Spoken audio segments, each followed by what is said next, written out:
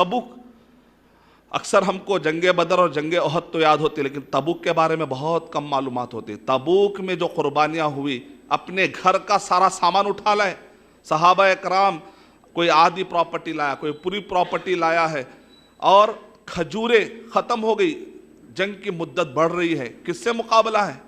रोम का बादशाह। 37 कंट्रीज में जो बाद में जाकर स्प्लिट हुआ, ऐसा बड़ा रोम, वो बादशाह, ऐसे बड़े रोम से मुकाबला हो रहा है जंग तबूक में, और मुकाबला करने वालों की तादाद फिर कम है और मुद्दत बढ़ रही है। तो कहा जा रहा है कि देखो 3-3 खजूर मत खाना, 2-2 खाना कहीं ख़त्म ना हो जाए।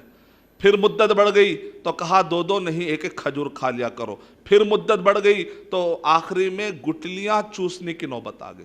लेकिन वो अल्लाह के बंदे कुर्बानियां देने के लिए तैयार है।